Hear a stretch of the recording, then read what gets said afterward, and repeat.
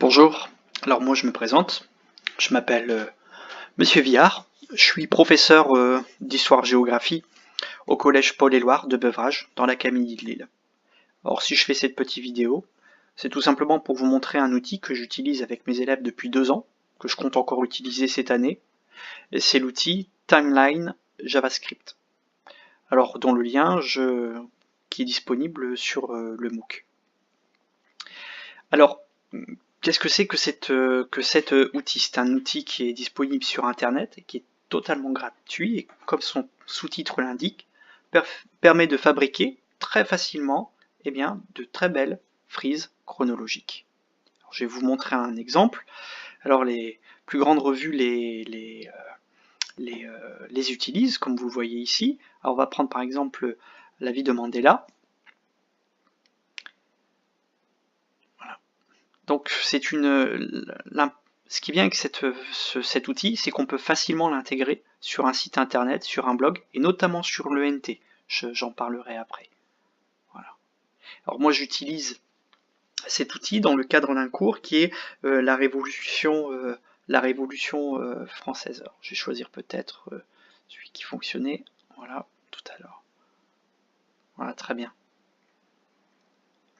Donc en fait, cet outil permet de faire de très belles frises chronologiques qui sont illustrées avec en bas la partie frise, comme vous voyez ici, et une partie texte que les élèves rédigeront, la date, le titre et l'illustration. On navigue dans cette frise tout simplement grâce à une souris ou le clavier. Ici c'est la bataille entre Android et la fin de Nokia. Voilà. Alors je vais vous montrer après le résultat que nous avons eu avec les élèves.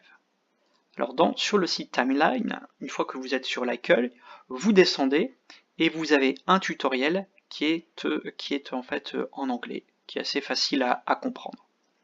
Dans ce tutoriel, on va vous demander de créer un fichier Excel. Et c'est sur le fichier Excel que les élèves vont travailler. Alors avant qu'ils travaillent sur cet outil, il va y avoir tout un travail de préparation à l'écrit. En fait, les élèves se divisent en groupes et chaque groupe va travailler sur un événement de la Révolution française. Ils vont devoir répondre à des questions simples, c'est qui, quoi, pourquoi, quand, comment, où, et surtout le résultat, c'est-à-dire raconter un événement historique et expliquer les conséquences.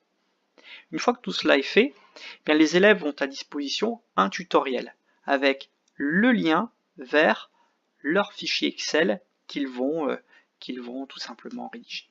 Et alors je vous donne aussi en lien ce tutoriel qui est très simple à faire. Une fois que les élèves ont le lien, ils vont se retrouver sur ce fichier Excel que chaque groupe va remplir. Alors moi ce que j'ai décidé de faire, c'est de faire un code de couleur pour que les élèves ne se trompent pas tout simplement. Un événement, une couleur, une ligne.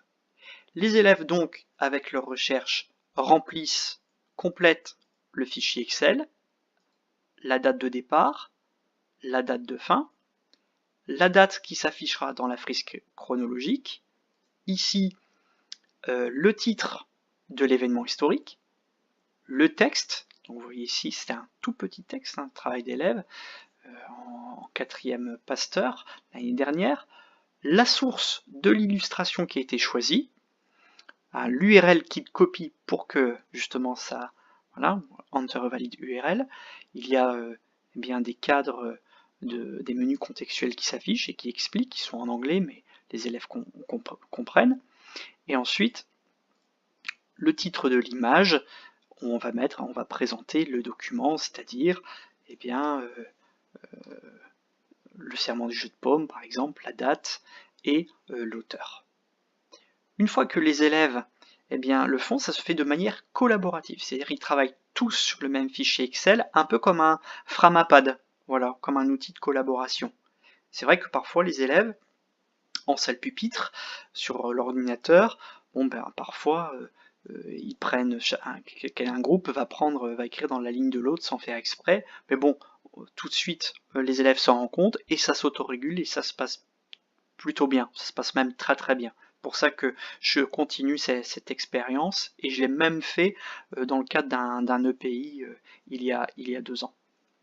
Alors, une fois que les élèves ont rempli leur fichier Excel, eh bien, on peut vérifier en temps réel le résultat.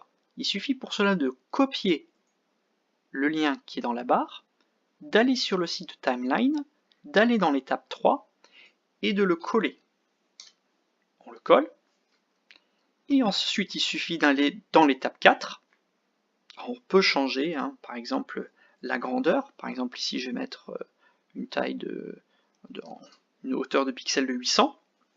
Voilà, avec une largeur de 120 par exemple. Je vais garder 100. Et ensuite, on va dans le lien. Alors c'est ça qui est important avec timeline.js, c'est-à-dire qu'on va pouvoir copier le code et le mettre dans le ENT. Ça permettra de valoriser les élèves.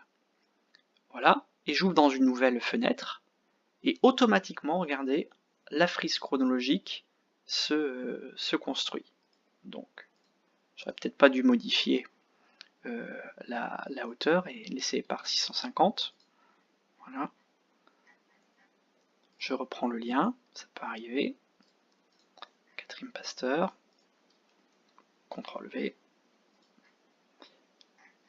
Le zoom, il reste à 100%.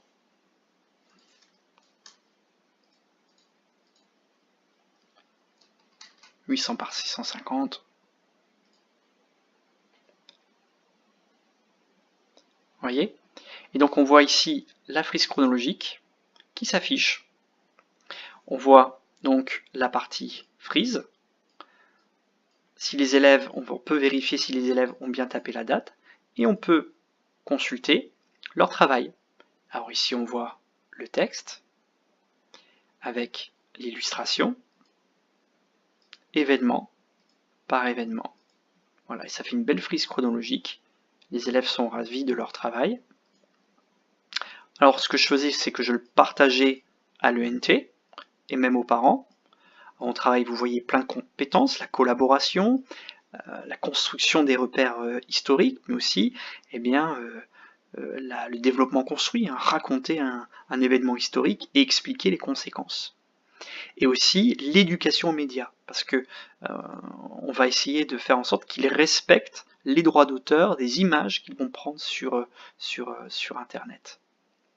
Et une fois que ce travail est fait, eh bien, je leur donne en lien cette belle frise chronologique et ils peuvent à la maison passer à l'écrit et recopier la compléter, la frise chronologique qui est sur leur cahier tout simplement. Voilà. Donc vous voyez, c'est assez simple. Je vous demande tout simplement de bien creuser le tutoriel en anglais. C'est assez simple à faire. Il faut en fait dans l'étape 1 avoir un compte sur Google Drive. Vous avez besoin d'un compte Google Drive. Les élèves n'en ont eux pas besoin. Et il suffit en fait de créer une copie de ce document. Voilà. Et en fait, voilà, il vous donne un exemple. Ensuite, vous pouvez modifier la date de départ de cette frise chronologique et modifier les événements. Vous pouvez mettre autant d'événements que vous voulez en rajoutant tout simplement des lignes. Alors, par exemple, je vais mettre ici 1815, la fin de l'Empire. Et ici, 1815. Voilà. Ensuite, il faut faire partager. On obtient le lien de partage et ensuite, on copie le lien et on le partage à ses élèves, tout simplement. On le partage à ses élèves. On peut faire dans Fichier et on peut faire publier sur il faut faire publier sur le web et quand vous le publiez, les élèves pourront le modifier sans problème. Voilà. Alors vous allez sur le lien de Timeline, tout est bien expliqué. Donc voilà, j'espère que ça vous a plu, que ça vous est utile. C'est une façon de travailler, de faire une frise chronologique autrement et de travailler plutôt l'aspect écrit. Voilà.